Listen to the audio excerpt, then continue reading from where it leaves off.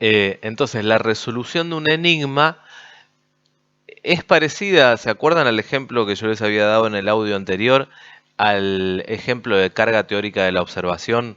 Uno está haciendo determinada observación y cuando el veterinario te dice, fíjate, son lo que tenés que ver en el microscopio, son bichitos así y así y así, con esta forma, con este color, uno dice, ah, y ahí puede ver entender, interpretar. Bueno, la resolución de un enigma responde a un proceso parecido, absolutamente, por eso eh, se nutre Kuhn de la psicología gestáltica. Gestáltica viene de la palabra alemán Gestalt, que es Gestalt, que es forma, ¿no? O sea, uno logra ver esa forma y al ver esa forma es como si estoy viendo algo en una nube y para mí es un flautista y el amigo con el que estoy viendo la nube me dice, no, estás viendo cualquier cosa, no, pero fíjate, es así y así, esa sería la cabeza, y en un momento dice, ah, sí, tenés razón. Bueno, ese momento de insight, ¿no? Es la palabra en inglés, como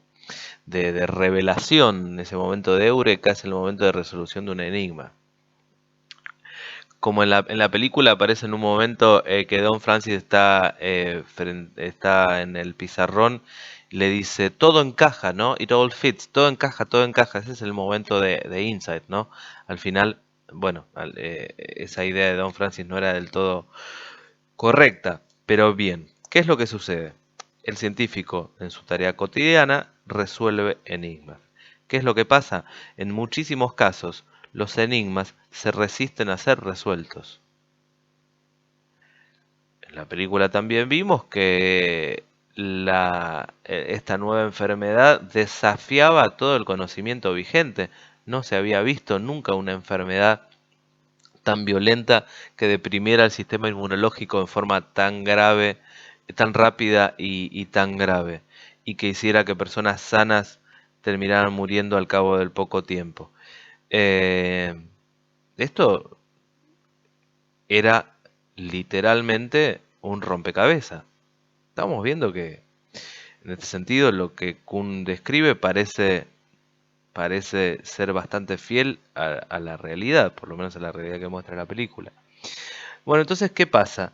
Hay determinadas, en la ciencia normal hay determinados enigmas que se resisten a ser resueltos. O sea, que no le encontrás la resolución, no se lo encontrás, hablas con otros médicos, se comparte en la comunidad científica y es una piedra en el zapato, y vos decís, ¿y esto qué? No, no puede ser, ¿viste? Esto para esto un popperiano lo consideraría una falsación. Y, digamos, caricaturizando un poco a Popper, diría, bueno, listo. El error está en la teoría. Tiremos la teoría, descartémosla, la refutamos. O sea, la existencia de problemas que no se puedan resolver es algo que tiene en cuenta Kuhn y Popper no lo tiene tan en cuenta. O sea, según Kuhn, siempre existen enigmas que se resisten a ser resueltos y Kuhn las llama anomalías. Esas anomalías son estas cuestiones que no encajan en el paradigma. O sea, con mis herramientas no las puedo resolver, con mis anteojos que uso para ver el mundo, esta es una metáfora de Reichenbach, pero se podría utilizar para aplicar la paradigma, con los anteojos que tengo no puedo ver esto. O sea, capaz necesite otros anteojos. Ustedes saben que no sé, los mosquitos ven el dióxido de carbono. Hay otros animales que ven el calor. Bueno, dentro de nuestro campo de visión no podemos resolver esto que queremos resolver con el paradigma que tenemos. Ahí estamos frente a una anomalía. En el lenguaje popperiano sería una aparente falsación. Ahora, fíjense qué gran diferencia, ¿no? Eh, Según Kuhn, la ciencia puede y debe y suele convivir con anomalías, con aparentes falsaciones. La tendencia popperiana caricaturizada, claro está, es, frente a una divergencia entre teoría y hechos, me quedo con los hechos y descarto la teoría. Kuhn en eso tiene una visión mucho más conservadora, se podría decir, porque sostiene que los científicos, no suelen criticar el paradigma con el que trabajan. Vendría a ser la teoría, entre comillas, con lenguaje popperiano. O sea, no suelo cuestionar las teorías con las que trabajan. No las suelo, no es que las refuto a la primera de cambio. Es como si el carpintero, frente a un trabajo mal hecho, criticara las herramientas con las que trabaja.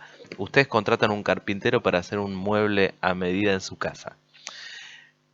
El carpintero lo entrega, lo ubica en su lugar y está mal lijado, está fuera de escuadra, los cajones abren mal, y ustedes le dicen al carpintero, pero lo que me entregaste no está bien. El carpintero no te suele decir, y no, disculpame, lo que pasa que las prensas mías, tengo pocas prensas, la lijadora me funciona mal, la caladora, la sierra de la caladora está gastada. O sea, así como el carpintero no le echa la culpa a sus herramientas por sus errores, la comunidad científica no suele echarle la culpa al paradigma por las anomalías que existan. Y otra cuestión importante que diferencia fuertemente a Kuhn de Popper tiene que ver con lo siguiente. Fíjense que cuando estoy hablando de Kuhn, no digo lo que los científicos deberían hacer o cómo deberían trabajar. Kuhn tiene una visión mucho más descriptiva. ¿Qué quiere decir esto? Trata de describir cómo es la ciencia independientemente de lo que él le parezca que deba hacer. Popper, en cambio, muchas veces habla de cómo debería ser la ciencia, cómo debería ser un enunciado para ser científico. Bueno, falsable. ¿Qué debería hacer el científico? Falsar sus teorías. Kuhn no. No suelen ser así los científicos, o dice la ciencia pasa a ser ciencia cuando los científicos aceptan, o sea, tiende a ser una descripción, no, como en Popper, una prescripción. O se podría decir también que Popper tiene un enfoque más normativo, o sea, más de cómo debería ser, mientras que el enfoque de Kuhn es más positivo. Positivo no en un sentido de Claudio María Domínguez, ¿no? Genios del alma. No, positivo en el sentido de que así son las cosas. Esta diferencia entre lo normativo, positivo, o prescriptivo y descriptivo, que vendría a ser parecido, también existe en la economía. Vieron que en economía positiva es el PBI de Turquía se retrajo en un 2% en el año 2003. ¿Sí? Eso es positivo. Ahora, para que se recupere la economía turca habría que hacer tal y tal cosa. Eso es un enfoque normativo, ¿sí? O prescriptivo. En el derecho lo mismo, el derecho positivo es el que está establecido en los códigos. El derecho normativo es, bueno, habría que despenalizar el consumo de marihuana, por ejemplo. Eso es normativo, ¿sí? No es positivo. Bien. Kuhn claramente tiene una visión claramente más descriptiva que la de Popper. ¿Qué hacemos con las anomalías? Bueno, frente a las anomalías hay dos posibilidades. Que se tiendan a resolver, con lo cual la ciencia normal recupera su normalidad, o que tiendan a agravarse. Se pueden ir sumando cada vez más anomalías, o sea, cada vez hay más cosas que no puedo explicar, como pasaba en la física en la década del 10, del 20, del siglo pasado, ¿no? Empezaban a acumularse experimentos que con Newton, que era el paradigma vigente, el newtoniano, no se podían explicar, y se sumaban más y más. O sea, por una cuestión de cantidad de anomalías o por la aparición de anomalías graves, en ese caso hablamos de la calidad, ese paradigma, esa comunidad científica, mejor dicho, puede empezar a perder la fe en el paradigma. Empezás a decir, este paradigma no me sirve para interpretar la realidad. O sea, estamos en las puertas de una crisis del paradigma científico, crisis que es vivida por la comunidad científica de un modo muy parcial. Decíamos entonces que por una por acumulación de anomalías, que puede ser una suma de cierta cantidad, una gran cantidad de anomalías, o por aparición de anomalías graves que cuestionan elementos centrales del paradigma, los científicos empiezan a perder su fe en él. O sea, fíjense que Kuhn efectivamente introduce la variable sociológica en el análisis de la ciencia. Esto funciona de la misma manera en que las comunidades o las personas individualmente también aceptamos o rechazamos determinadas ideas o o a otras personas. ¿Qué quiero decir con esto? O sea, puedo ser un entusiasta votante de determinado gobierno, ¿no? Puedo ver determinados errores que no me gustan, hay cosas que no me gustan, pero uno sigue bancando otras cosas. Pero cuando ya se acumulan demasiado, no estoy pensando o sí, en realidad sí estoy pensando, pero esto se aplica a cualquier gobierno en cualquier país. A veces sucede que hay una acumulación grande de errores que uno empieza a decir, bueno, ya, pará, ya esto no me está gustando nada. O se está atacando, o hay un error o algo que no me gusta, pero que ataca algo que para mí simbólicamente o materialmente es muy importante. Qué sé yo, les pongo como ejemplo, si yo vengo luchando porque no se hagan determinadas represas, ¿no? Y encuentro que este gobierno las termina autorizando, bueno, esto me aleja mucho, o sea, voy perdiendo la confianza. Confianza que no necesariamente tiene que ver con una cuestión de honestidad, tiene que ver con las expectativas que deposito en alguien. En una relación de pareja sucede lo mismo. Siempre hay, y esto es una metáfora, lo aclaro, como fue una metáfora de lo de recién, siempre hay anomalías. Puede haber cosas que en la otra persona no te gusten, pero hay cosas que son absolutamente banales. A veces se acumulan demasiadas y uno dice, bueno, ya está, basta, no aguanto más. O aparece una grave, ¿se entiende?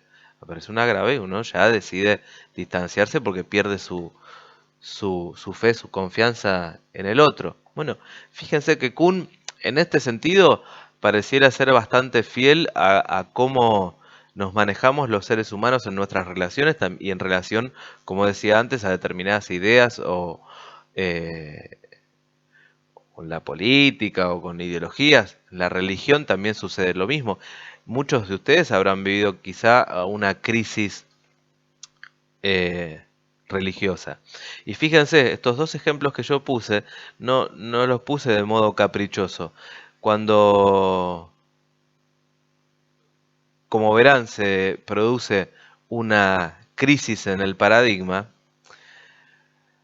esa crisis también puede resolverse, porque a veces pueden resolverse las anomalías, pero las crisis muchísimas veces dan lugar a la aparición de paradigmas rivales.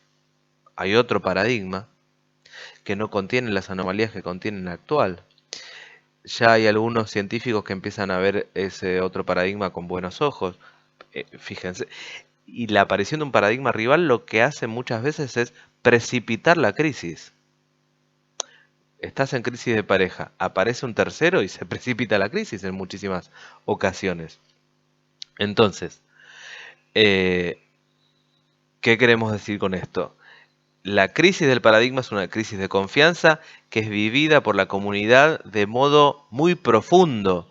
O sea, imagínense un psicólogo que se dedicó toda su vida a aplicar el psicoanálisis freudo-lacaniano con sus pacientes y encontró una enorme cantidad de anomalías y resulta que todo lo que viene enseñando y lo que viene creyendo hace 40 años es falso. Te mata por adentro, digamos, metafóricamente.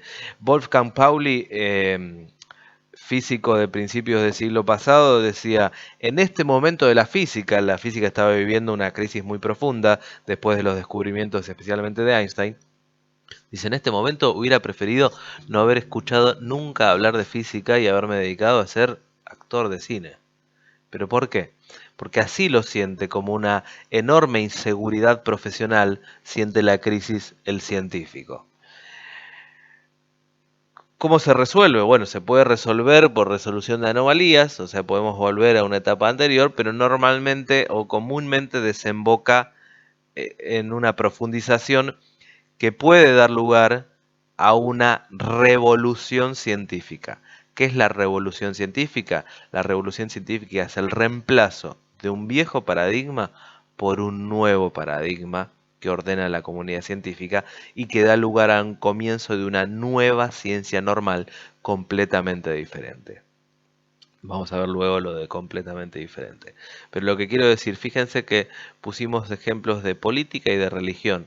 De hecho, Kuhn, el término revolución, no lo toma de la física. Ustedes saben que una revolución es una vuelta sobre el eje.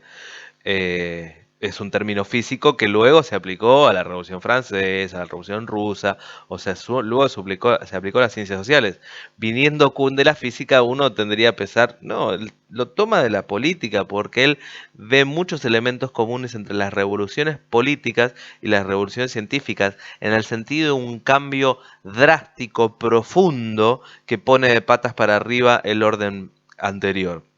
No pensemos en la Revolución de Mayo, que es otra cosa, que es una especie de reunión de consorcio, digamos, pero pensemos en la Revolución Francesa. La Revolución Francesa cambia el poder político, que deja de estar en el rey, cambia las cosas a nivel judicial, cambia la economía, cambia las relaciones sociales, cambia hasta el calendario, porque enero, febrero y marzo dejaron de llamarse enero, febrero y marzo para llamarse, ahora no recuerdo, pero los nombres de los meses y del año cambiaron. Se habla de año 2 de la revolución, se habla de termidor, fructidor, que eran los nuevos meses que había en Francia. Bueno, después se volvió atrás a los viejos enero, marzo y los 12 que ustedes conocen. Bien, pero queremos decir esto, la analogía con la política tiene que ver con la profundidad de los cambios. ¿Sí? Y también con cierta dinámica que tienen las revoluciones parecidas a las revoluciones científicas, en donde siempre hay un primer grupo que toma la vanguardia de esa revolución, de esas nuevas ideas, de ese nuevo paradigma, y que al que luego se le van sumando otros científicos. También sucede muchas veces, igual que en la política, quedan nostálgicos del orden anterior. En Argentina, en lo que fue en Argentina después de la Revolución de Mayo y la Independencia, quedan nostálgicos de la monarquía española. Y aunque no lo crean, sigan existiendo ahora. Cuando en la Revolución Rusa también. ¿Y qué pasa con los nostálgicos, con los que adhieren al orden anterior y se resisten a los cambios? Bueno, en algunos casos tienen que huir porque para salvar su cabeza.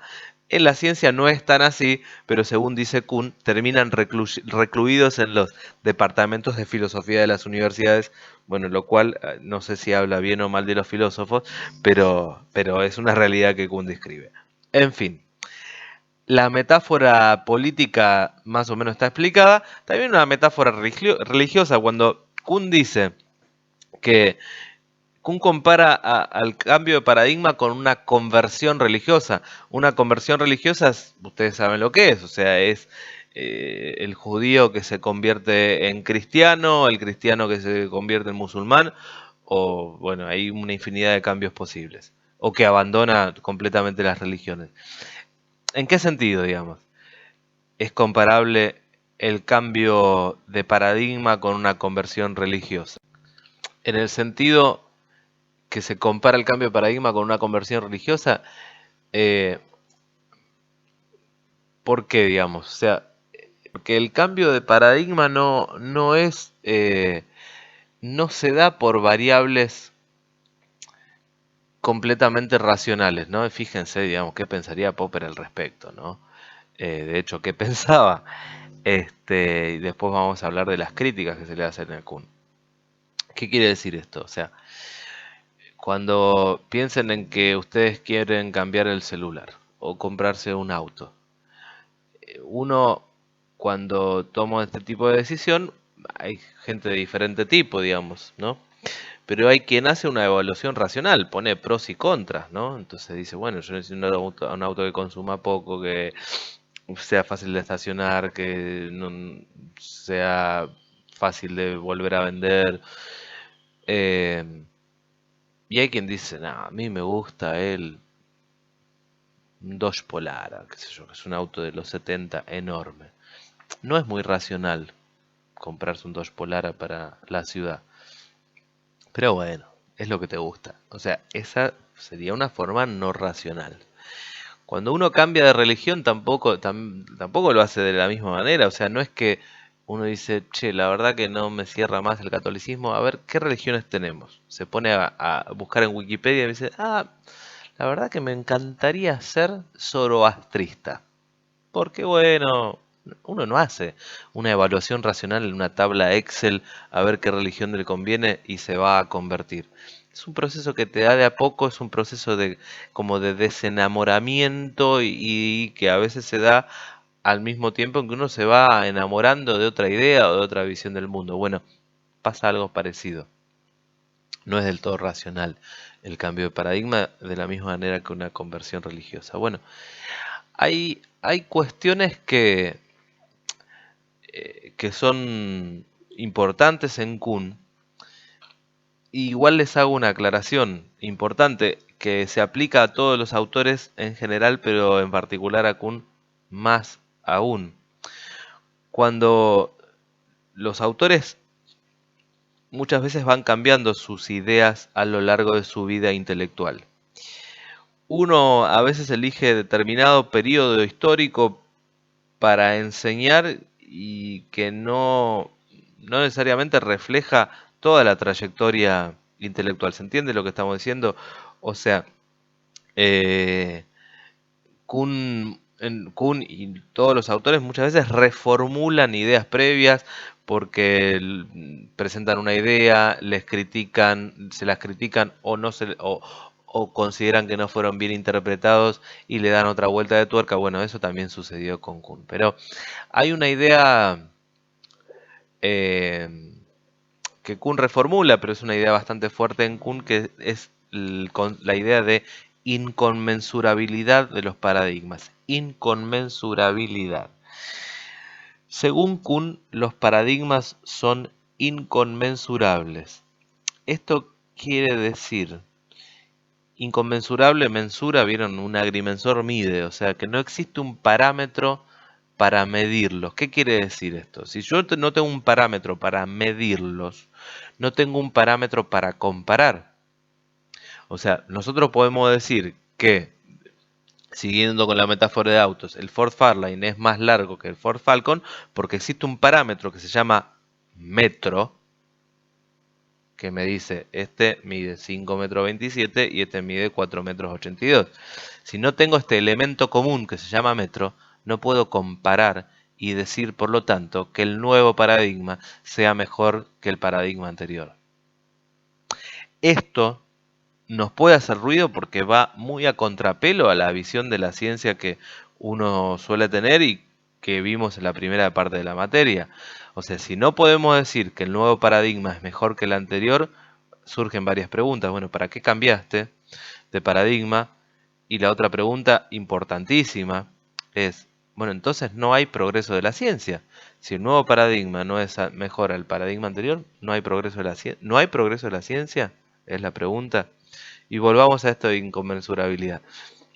Los paradigmas no se pueden comparar, termina diciendo Kuhn, es un problema casi lingüístico porque hablan de diferentes cosas. A ver, voy a ir a un ejemplo que a veces doy en clase a ver si se entiende esto. En la secundaria a mí me habían dado un libro para leer en una materia de lengua extranjera, un libro que servía como disparador a una redacción, ¿no? Y el libro contaba brevemente la historia de eh, un abogado o comerciante, creo que era bastante adinerado de Estados Unidos, que venía de turismo a Sudamérica, a un país que no decían el nombre, pero podría ser tranquilamente el Perú. Imagínense, no sé, John Smith viniendo al Machu Picchu de vacaciones. Este tipo, al llegar y recorrer el país, una de las cosas que ve esas típicas ferias que existen ¿no? con los lienzos sobre el piso en que se venden productos de alfarería y o de orfebrería tradicional, ¿no? Y lo que le llama la atención son los precios. Y enseguida ve adornos o alhajas que piensa que en Nueva York se podrían vender a un precio 50 veces superior. Entonces se le prende la lamparita y le dice en el poco español que balbuceaba, le dice a uno de los vendedores, bueno, ¿cuál es el precio de esto? ¿No? Pónganle $1. Y dice, bueno, si yo te comprara 100 de estos, ¿vos a qué precio me dejarías estos que están a $1? Y el tipo le dice, bueno, venga mañana y yo lo voy a pensar. Bueno, pensate cuánto me saldría si yo te compro 100, si te compro 500 o si te compro 1000. Al otro día vuelve el turista y le pregunta al nombre nativo. Bueno, le dice, ¿y pensaste? Sí. Si yo te produzco 100 de estos, no te los puedo vender a $1, te los tendría que vender a $1.50. Y si fueran 500 a $3 cada uno. Y si fueran 1000, bueno, ya eso queda, no puedo fabricar tanto. Imagínense, el turista yanqui dice, no, pero ¿cómo puede ser? ¿Vos no me haces precio por cantidad? No, no, yo lo que pasa es que yo esto lo hago porque lo disfruto y además como medio de vida, pero si yo produjera tanto no podría salir a pastar con mis cabras, no tendría tiempo para juntarme con mis nietos a contarles historias de nuestro pueblo. Tendría que contratar a alguien y es algo que yo no deseo en mi vida. ¿Qué tenemos ahí como metáfora? Tenemos el choque de dos paradigmas porque el turista norteamericano seguramente se volvió en su avión a su residencia de Long Island pensando varias cosas.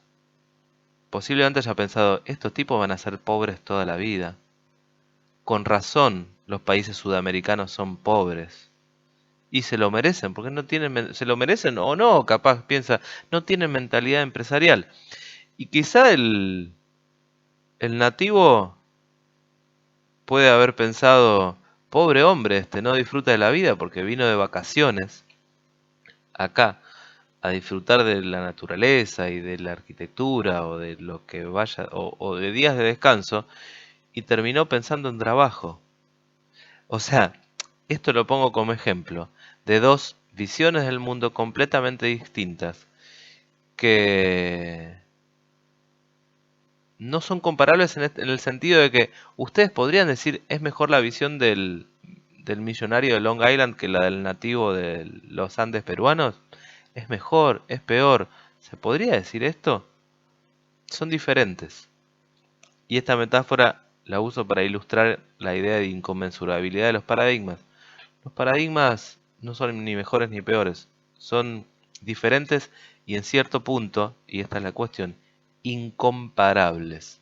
Por lo cual, no puedo decir, al igual que en el caso anterior, que el nuevo paradigma sea mejor, sea objetivamente mejor que el paradigma anterior. Si es mejor, quizá porque el actual no tenga las anomalías que tiene el anterior y me sirve para resolver los rompecabezas que antes no podía, pero no mejor en términos de que está más cerca de la verdad. Esta es la cuestión. Si entendemos el progreso de la ciencia como un acercamiento a la verdad, para Kuhn no hay...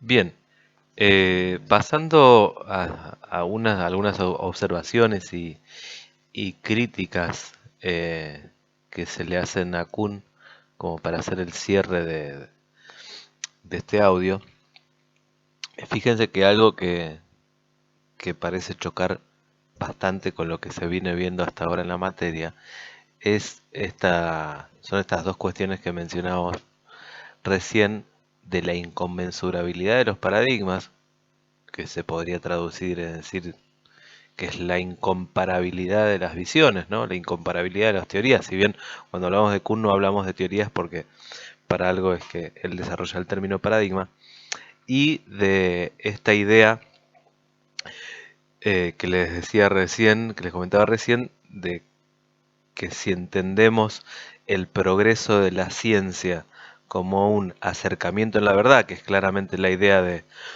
la teoría de la verdad de Popper, ¿no? Recordarán esta idea de acercamiento a la verdad por medio de ensayo y error, o sea, dicho de otra manera, de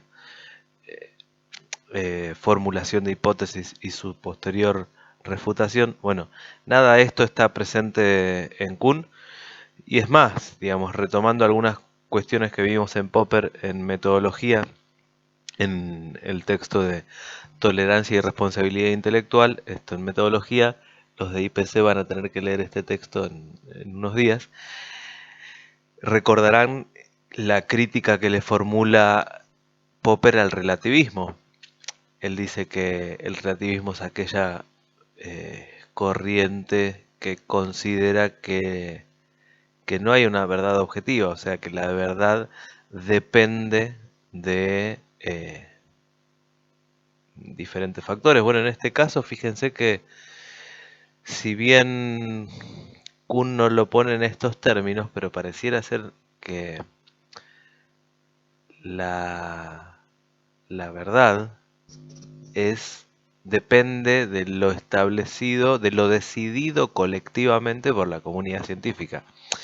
La comunidad científica decide colectivamente en una especie de convención, ¿no? Convención en el sentido de acuerdo, ¿sí?